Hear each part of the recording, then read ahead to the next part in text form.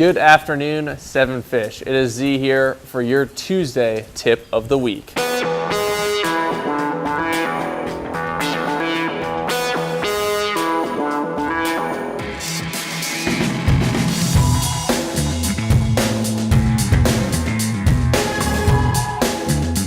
Baitcasters. Multifarious fishermen talked about baitcasters, spin cast, and spinning reels in last week's video. When to use some, when not to use some, but what if this is your first one and you have no idea how to even use this or set it up properly?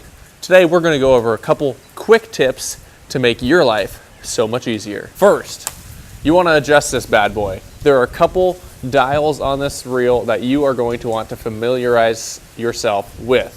First off, you have your drag. This is your star drag system if you see here. As I twist that towards the tip of the rod, that drag is getting tighter, which means it's going to be harder to pull this line out. As I pull that back towards my body, at least on this right-handed reel, it's getting easier. So that's going to be important to set up. You don't want to catch a fish and have your drag be very, very loose. You won't get a good hook set on that fish. The second dial, the most important dial when learning your bait caster, is your brake dial here. You are going to want to take your lure and reel it up to the very tip of your rod.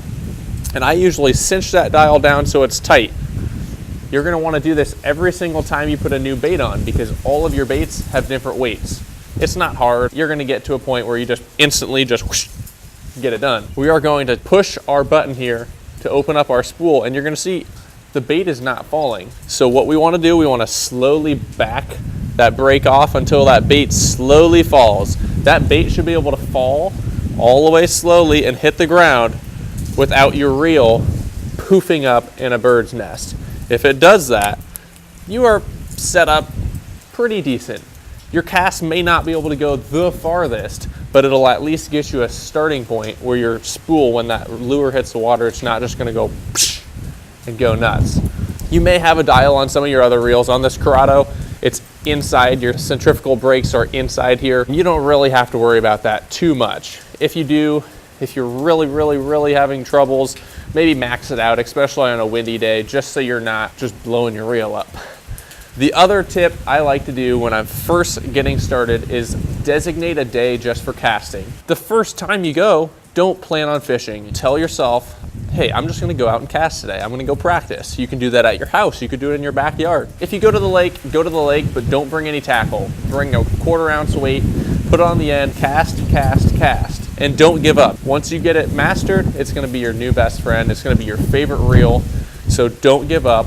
Practice. They kind of suck in the beginning. Everyone's gonna get a backlash. You can pick it out. You just have to give yourself time, be nice and neat with it, pull it out, and then I like to hold on to the line, make sure it's nice and taut before I reel that back into the reel.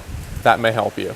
Your spinning gear, you can switch these most of the time, but bait casters, you don't get to. So make sure you buy the right one. As you can see, it's a rainy, dreary day out here.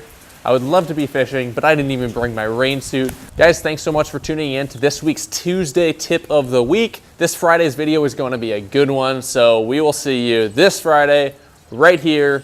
If you haven't already subscribed, make sure you subscribe and hit that little bell so you get a notification every time a video is live. I love this. Peace.